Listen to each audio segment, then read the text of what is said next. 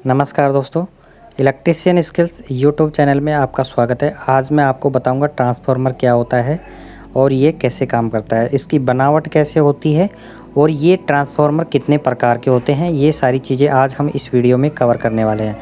तो दोस्तों, जब तक अगर आपने हमारे इलेक्ट्रीशियन स्किल्स यूट्यूब चैनल को सब्सक्राइब नहीं किया है तो प्लीज़ सब्सक्राइब करके बेल आइकन जरूर प्रेस कर लें ताकि आपको प्रत्येक वीडियो की नोटिफिकेशन समय पर मिलते रहें। शुरू करते हैं हम आज का यह वीडियो। सबसे पहले है दोस्तों ट्रांसफार्मर। ट्रांसफार्मर क्या है? ट्रांसफार्मर एक स्थैतिक उपकरण है। स्थैतिक यानी कि स्थिर, इसके अंदर कोई ऐसा भाग नहीं होता है जो रोटेट होता है, यानी कि इसको स्थैतिक डिवाइस इसलिए कहा जाता है क्योंकि इस ट्रांसफार्मर के अंदर कोई भी घूमने वाला पार्ट्स नहीं है। मोटर के अंदर रोटर होता है जो घूमता है, ट्रांसफार्मर के अंदर ऐसा कोई घूमने वाला पार्ट्स नहीं है। इसके अंदर केवल प्राथमिक वाइंडिंग से सेकेंडरी वाइंडिंग में पावर जो है इन चौकोर की जो लेमिनेटेड पट्टियाँ होती है सिलिकॉन स्टील की, इनके थ्रू इससे प्राइमरी वाइंडिंग से सेकेंडरी वाइंडिंग में पावर ट्रांसफ़र होती है। उसके बाद में दोस्तों ट्रांसफार्मर जो है ये एक स्थैतिक डिवाइस होने के साथ साथ इसके अंदर ना तो फर्स्ट जैसे प्राइमरी वाइंडिंग में जितनी पावर है उतनी ही सेकेंडरी वाइंडिंग में पावर होती है, यानी कि कांस्टेंट फ्रीक्वेंसी, कांस्टेंट फ्लक्स और कांस्टेंट पावर पर कार्य करता है। इसमें कोई नुकसान नहीं होता है। अब आता है दोस्तों कंस्ट्रक्शन ऑफ ट्रांसफार्मर। ट्रांसफार्मर की संरचना। ट्रांसफार्मर की कंस्ट्रक्शन कैसे होती है? जैसे अभी आप सामने देख रहे होंगे एक कोर बनी हुई है जिसके चारों तरफ कुंडलियां लपेटी हुई है, यानी कि प्राइमरी कॉइल और सेकेंडरी कॉइल इस जो कोर है उसके ऊपर लपेटी हुई है। ये जो कोर बनी होती है ये सिलिकॉन स्टील की बनी होती है। बारीक बिल्कुल पत्तियां होती हैं सिलिकॉन स्टील की, वो पत्तियां मिल करके एक कोर का निर्माण करती है, उसको हम कोर कहते हैं। कोर के अंदर बारीक छोटी छोटी कई सारी पत्तियां होती हैं, उनको मिल करके वो पत्तियां जो होती है वो सिलिकॉन स्टील की होती है। वो पत्तियां मिल करके एक कोर का निर्माण करती है। उस कोर के चारों तरफ ये कॉइल्स लपेटी हुई होती है। जैसे प्राइमरी वाइंडिंग में कॉइल्स लपेटी हुई है वैसे ही सेकेंडरी वाइंडिंग्स में ये कॉइल लपेटी हुई है। इस प्रकार से प्राइमरी वाइंडिंग और सेकेंडरी वाइंडिंग इस कोर के चारों तरफ लिपटी हुई होती है। तो दोस्तों ट्रांसफार्मर के अंदर पावर किस प्रकार से जनरेट होता है, जैसे मैं आपको बता देता हूँ।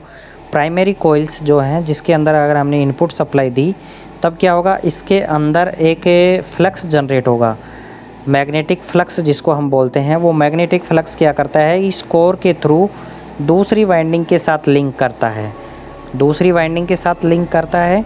इसी प्रकार से प्राइमरी वाइंडिंग से सेकेंडरी वाइंडिंग में पावर का ट्रांसफ़र हो पाता है। अब सेकेंडरी वाइंडिंग और प्राइमरी वाइंडिंग के अंदर कोई एक इलेक्ट्रिकल कनेक्शन नहीं होते हैं, ये दोनों आपस में दूरी पर रहते हैं। केवल चुंबकीय फ्लक्स के द्वारा ही इनके अंदर पावर का ट्रांसफ़र होता है। और दोस्तों ट्रांसफार्मर की जो वाइंडिंग्स होती है वो कॉपर की बनी हुई होती है।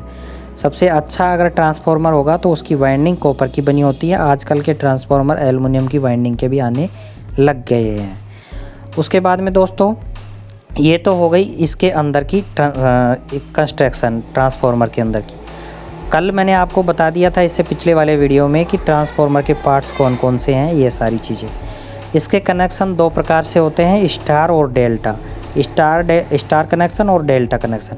स्टार डेल्टा, डेल्टा स्टार, इस प्रकार से इस ट्रांसफार्मर के कनेक्शन किए जाते हैं। अब आता है क्लासिफिकेशन ऑफ ट्रांसफार्मर। ट्रांसफार्मर के वर्गीकरण। ट्रांसफार्मर का वर्गीकरण हम कई प्रकार से कर सकते हैं, जैसे कि अकॉर्डिंग टू फेज़। सबसे पहले आता है अकॉर्डिंग टू फेज़। फेज़ के आधार पर अगर हम ट्रांसफार्मर को देखें तो फेज़ के आधार पर ट्रांसफार्मर दो प्रकार का होता है, पहला सिंगल फेज़ और एक थ्री फेज़। उसके बाद में आता है कंस्ट्रक्शन। कंस्ट्रक्शन के आधार पर ट्रांसफार्मर दो प्रकार के होते हैं, कोर टाइप और एक shell type. Core type transformer और एक सेल टाइप। कोर टाइप इस प्रकार का होता है और सेल टाइप ट्रांसफार्मर इस प्रकार का होता है। कोर टाइप के अंदर वाइंडिंग नंगी होती हैं, सेल टाइप ट्रांसफार्मर के अंदर वाइंडिंग कोर के द्वारा ढकी हुई होती है। उसके बाद में आता है अकॉर्डिंग टू यूजेस के आधार पर, अपने प्रयोग के आधार पर ट्रांसफार्मर दो प्रकार के होते हैं, एक पावर जनरेटिंग ट्रांसफार्मर और एक डिस्ट्रीब्यूशन ट्रांसफार्मर। यानी कि एक के द्वारा तो हम पावर को जनरेशन से यानी कि ट्रांसफ़र कर रहे हैं एक स्थान से दूसरे स्थान पर, और एक डिस्ट्रीब्यूट कर रहे हैं, उस ट्रांसफार्मर के द्वारा विद्युत को डिस्ट्रीब्यूट कर रहे हैं। तो दो प्रकार के हो गए, पावर जनरेटिंग ट्रांसफार्मर और एक डिस्ट्रीब्यूशन ट्रांसफार्मर। इसके बाद में आता है दोस्तों अकॉर्डिंग टू इंस्ट्रूमेंट। इंस्ट्रूमेंट के आधार पर ट्रांसफार्मर दो प्रकार के होते हैं, पहला करंट ट्रांसफार्मर, दूसरा पोटेंशियल ट्रांसफार्मर। करंट ट्रांसफार्मर का उपयोग विद्युत धारा को मापने के लिए किया जाता है और पोटेंशियल ट्रांसफार्मर का उपयोग वोल्टेज को मापने के लिए किया जाता है। क्योंकि दोस्तों अगर हम देखें कि बड़ी बड़ी जो लाइनें होती हैं वहाँ पे हाई पावर जो होती है वहाँ पे हम डायरेक्ट मीटर नहीं यूज़ कर सकते, वहाँ पे हम करंट ट्रांसफार्मर और पोटेंशियल ट्रांसफार्मर के द्वारा ही करंट और वोल्टेज को मेजर कर सकते हैं। अब मैं आपको बता दूं, करंट ट्रांसफार्मर का आउटपुट 5 एम्पियर होता है और पोटेंशियल ट्रांसफार्मर का आउटपुट 110 वोल्टेज के लगभग होता है। ये ज़्यादातर समान होता है सभी ट्रांसफार्मर के अंदर। उसके बाद में आता है दोस्तों ट्रांसफार्मर वाइंडिंग के आधार पर। ट्रांसफार्मर वाइंडिंग के आधार पर भी दो प्रकार के होते हैं, पहला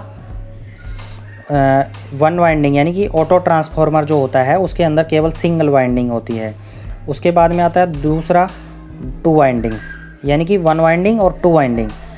अकॉर्डिंग टू वाइंडिंग के आधार पर ट्रांसफार्मर को दो भागों में बांटा गया है, सिंगल वाइंडिंग और डबल वाइंडिंग। सिंगल वाइंडिंग वाले ट्रांसफार्मर को ऑटो ट्रांसफार्मर कहा जाता है और डबल वाइंडिंग वाले ट्रांसफार्मर को ऑर्डिनरी ट्रांसफार्मर कहा जाता है।